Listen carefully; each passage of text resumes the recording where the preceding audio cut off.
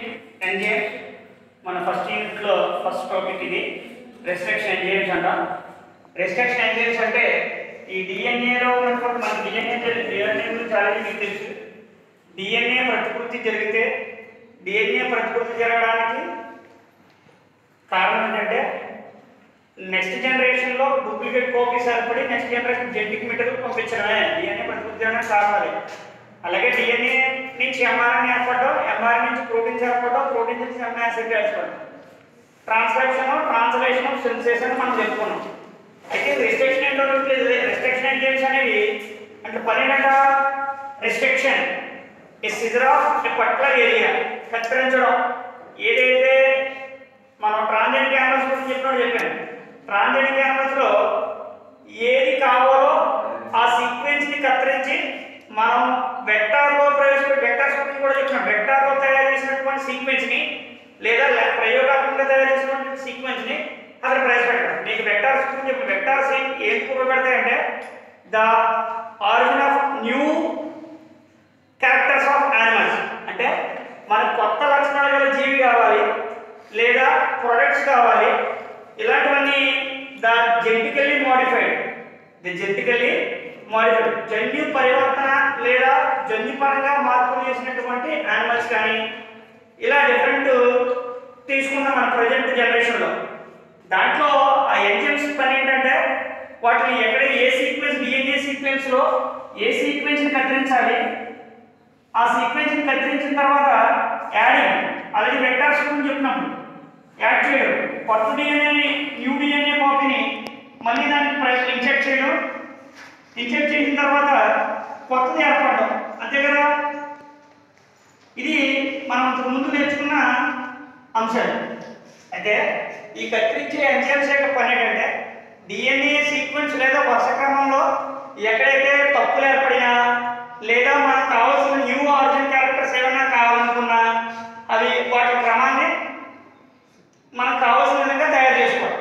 అయితే మన డిఎన్ఏ ఉంటుంది ఏంటి? Adenine, thymine, guanine, cytosine. Thymine ప్లేస్లో యురాసిల్ యాడ్ అయితే కదా దాన్ని ఆర్ఎన్ఏ అంటాం, అంతేనా. థైమిన్ ప్లేస్లో యురాసిల్ యాడ్ అంటే ఏయుజిసి కదా అంటాం, ఏయుజిసి రైట్. ఇది డిఎన్ఏ యొక్క nitrogen base page.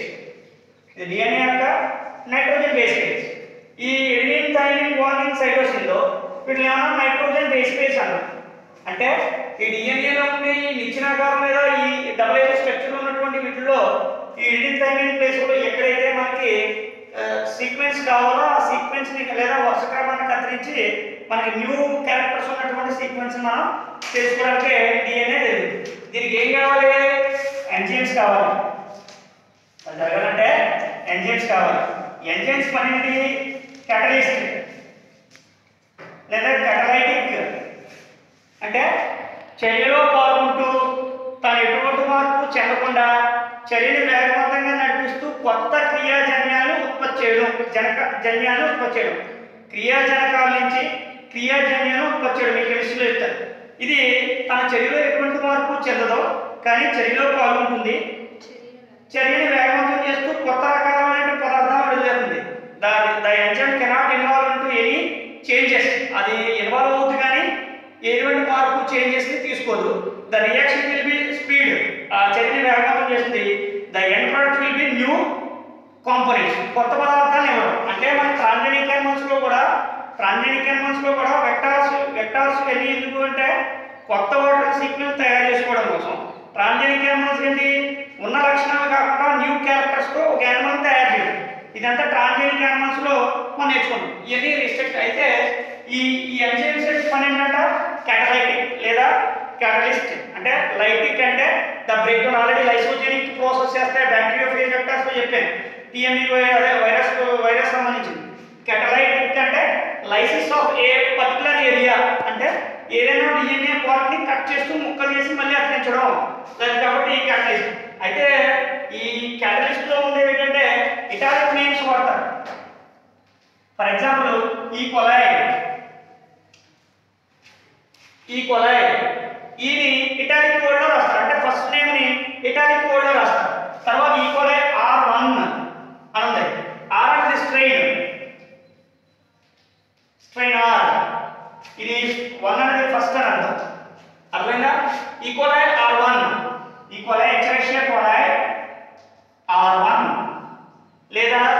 Bacillus R2 లేదా బ్యాసిల్లస్ స్ట్రెయిన్ 2 అంటే R అనేది స్ట్రెయిన్ 1 అంటే ఫస్ట్ సెకండ్ ఎంజైమ్ అనేది 1 2 3 డిసైడ్ అవుతాయి ఈ ఎచ్రేషియో కోలాలో R స్ట్రెయిన్ అనే దాన్ని ఫస్ట్ ఎంజైమ్ గా మనం చెప్పుకుంటాం అంటే ఇటాలిక్ ఈ ఎంజైమ్స్ యొక్క మొదటి లేదా లాస్ట్ నేమ్స్ లో ఇటాలిక్ వర్డ్స్ 2 లెటర్స్ ని ఇటాలిక్ ప్రాంతం భాషలో రాస్తాం తర్వాత ఫస్ట్ సెకండ్ ఎంజైమ్ ఈ ఎచ్రేషియో కోలా R2 R3 ఇలా డిఫరెంట్ చెప్తాం అలాగే బ్యాసిల్లస్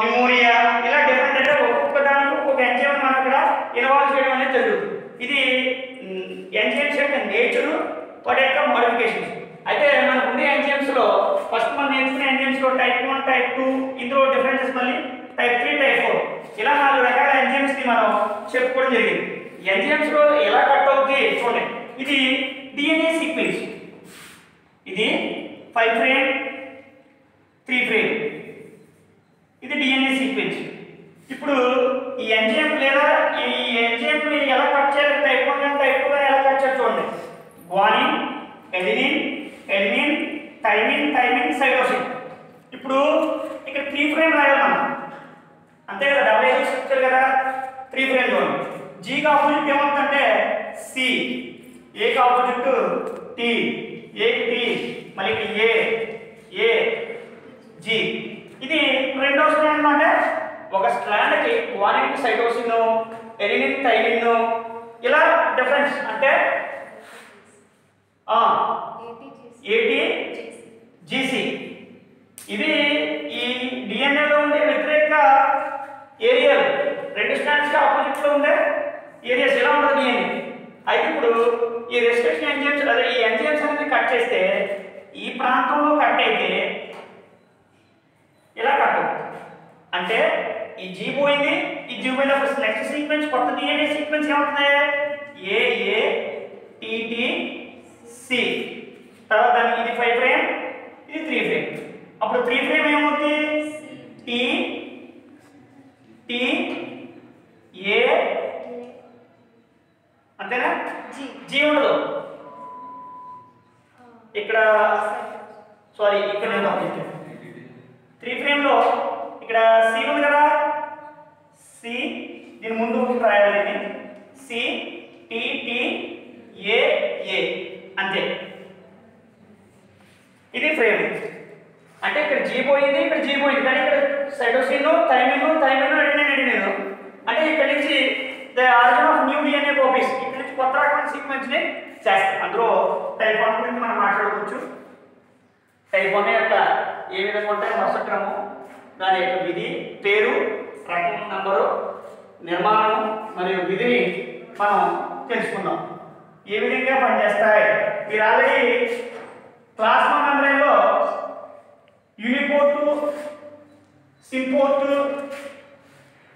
గురించి తెలుసుకుంటారు ప్లాస్మా మెంబ్రేన్ ప్లాస్మా కోశ యొక్క నిర్మాణంలో యాక్టివ్ ట్రాన్స్పోర్ట్ ప్యాసివ్ ట్రాన్స్పోర్ట్ లేదా సక్రియాత్మక రవాణా నిష్క్రియాత్మక రవాణా అని ప్లాస్మా మెంబ్రేన్ కి ఇన్పుట్ అవుట్పుట్ జరుగుతూ ఉంటుంది సెల్ కి ఇన్పుట్ అవుట్పుట్ జరుగుతుంది కణానికి లోపలికి బయటికి అయాన్స్ ఎక్స్చేంజ్ అవుతుంది దాన్ని అయానిక ఎక్స్చేంజ్ అంటాం అయాన్ ఎక్స్చేంజ్ అంటాం లేదా అయాన్ ఛానల్స్ అంటాం ఇక్కడ మన టైప్ 1 ఎంజైమ్ కూడా ఈ విధంగా పనిచేస్తుంది బైఫంక్షనల్ ఎంజైమ్ అంటే రెండు రకాల విధులు నిర్వర్తిస్తుంది విత్ దేర్ 3 సబ్ యూనిట్స్ 3 రకాల ఉపప్రమాణాలు కలిగి ఉండి అది ఒక సమూహంగా ఏర్పడి the catalytic site for the strand 1 act as homodimer అంటే ఆ DNA స్ట్రాండ్ 1 ఇది 1 అనుకుంటే 2 కదా ఇలా DNA స్ట్రాండ్ 1 ని కత్తిరిస్తూ ఉంటుంది దాన్ని హోమోడైమర్ దాని యొక్క నిర్మాణం అంతా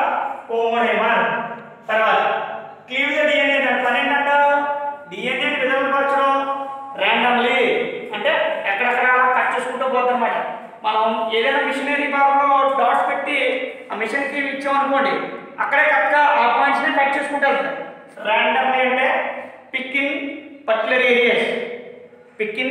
ఏరియాస్ ఎక్కడెక్కడ కట్ చేయాలో అక్కడే కట్ చేస్తాం మొత్తం అంతా కట్ చేయాలన్నమాట randomly from the recognize sequence ఎక్కడైతే గుర్తింపు ప్రాంతాలు ఉన్నాయో అంటే ఇక్కడ జీతో గుర్తింపు ప్రాంతం అనుకోండి ఇక్కడ జీతో ఇక్కడ జీతో కట్ చేయాలి మధ్యలో కట్ చేయాలి అంటే recognize in particular randomly methylation or naturally exclusive methylation ప్రాంతంలో చేస్తుంది. అది టైప్ 1 నేచర్ అండ్ స్ట్రక్చర్.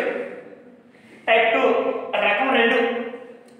రకం 2 దీని పని చూడండి.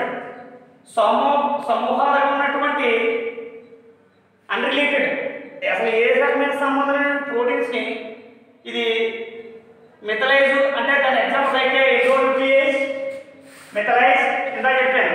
ఏదైతే పదార్థం ఉందో కాంపోనెంట్ ఉందో దానికి చివరి పేరుని ఏజ్ అనే పదార్థం యాడ్ అయితే దాన్ని ఎంజైమ్ అని పిలుస్తాం. డిఎన్ఏ పాలిమరేజ్ అది ఎంజైమ్. పాలిమరేజ్ చైన్ రియాక్షన్ మళ్ళీ పీసీఆర్ గురించి చెప్పుకున్నాం. అంటే DNA ligase, DNA helicase, RNA polymerase, RNA helicase, RNA ligase. అంటే ఆ పదార్థం పేరుతో చివరి ఏజ్ అనే పదార్థం చేరితే దాన్ని ఎంజైమ్ ఆఫ్ నేచర్ అంటారు. ఏటీపీ, ఏటీపీఏజ్. అర్థమైనా?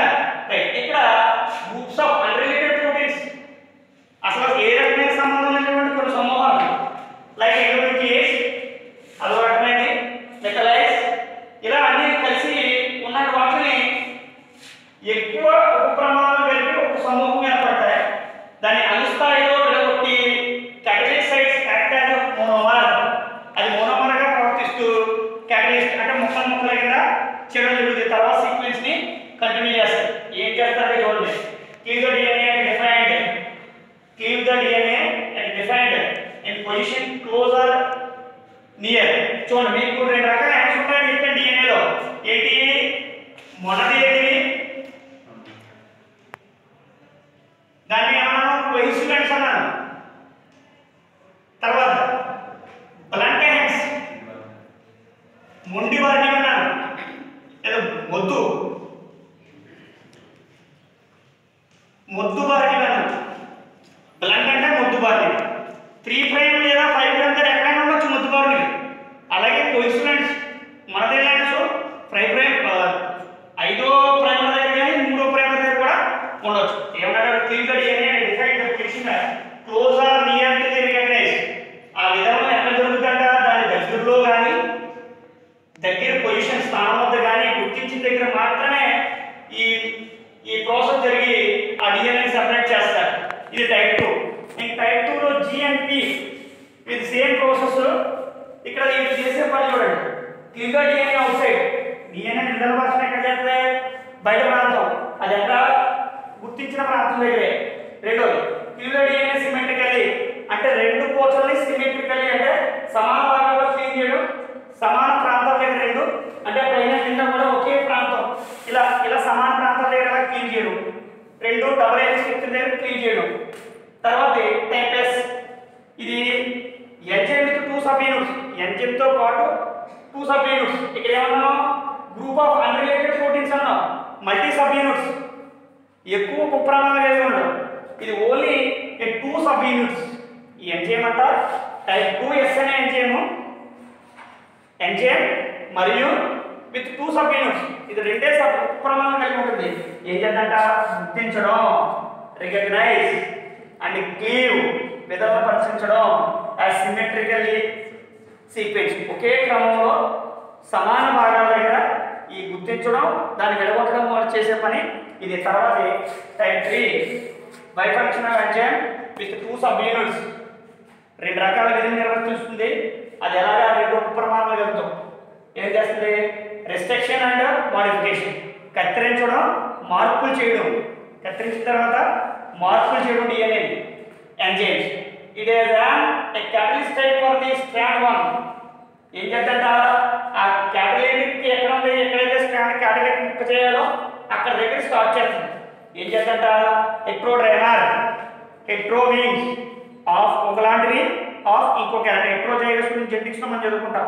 హెట్రో ఇంటర్నల్ ఎక్స్టర్నల్ సెపరేట్ గా ఉండడం. బిగ్ సబ్ యూనిట్ ఒకలాగా ప్రవర్తిస్తుంది, స్మాల్ సబ్ యూనిట్ ఒకలాగా ప్రవర్తిస్తుంది. అందుకనే బిగ్ సబ్ పెద్ద ఉపప్రమాణం ఫంక్షన్ లో పాల్గొంటే రెండో ఉపప్రమాణం ఫంక్షన్ లో పాల్గొంది. అందుకనే దాన్ని హెట్రోడైమర్ అని చెప్పుకోవడం జరిగింది. దాని విధేంటి చూద్దాం. Cleave the DNA outside a recognized sequence in the required 2 sequences. ఎక్కడైతే డిఎన్ఏ అవుట్ సైడ్ లో కత్తిరించబడుతుందో అక్కడ దాని సీక్వెన్స్ రిక్వైర్ ప్రాంతం దగ్గర మాత్రమే రెండు వరుస క్రమాల దగ్గర ఇది చేయడం జరుగుతుంది. In opposite orientation of with in the same. తర్వాత type 4 requires in magnesium ions. ఇప్పుడు దాకా ఉన్న దాంట్లో మెగ్నీషియం అయాన్స్ తో పర్లేదు. Magnesium ions for the functional activity అంటే ఈ ఎంజైమ్ కి మెగ్నీషియం అయాన్స్ కావాలి, అది ఉన్నప్పుడు మాత్రమే చర్యలో పాల్గొంటుంది. ఏం చేద్దంట catalytic site for the strands ఎక్కడైతే పోచ ఏర్పడిందో ఆ పోచ దగ్గర ఆ ముక్కలు చేయడానికి సపోర్ట్ చేస్తుంది. దట్ ఎక్ట్రోడైమర్, ఇది కూడా ఎక్ట్రోడైమరే, ఇది రెండోది కూడా ఎక్ట్రోడైమర్. దీనికి ఎటువంటి సబ్ యూనిట్స్ ఉన్నా వర్క్ లో పాల్గొనవు కాబట్టి ఆప్షన్స్ అలా మిగతా దాంతో పోలిస్తే వీటిలో ఎటువంటి సబ్ యూనిట్స్ ఉండవు. ఏం చేస్తాడా డిఎన్ఏ రెస్ట్రిక్షన్ అంటే మిథైలేషన్ ఏ ప్రాంతం దగ్గర రెస్ట్రిక్షన్ లేదా మిథైలేషన్ ప్రాంతం దగ్గర ఈ సైమెంటేషన్ ఒకేసారి ఇది క్లీవ్ చేయడం జరుగుతుంది. And cleaves and modified and methylated DNA సంబంధించిన దాన్ని పనిచేయడం అనేది చేస్తుందన్నమాట.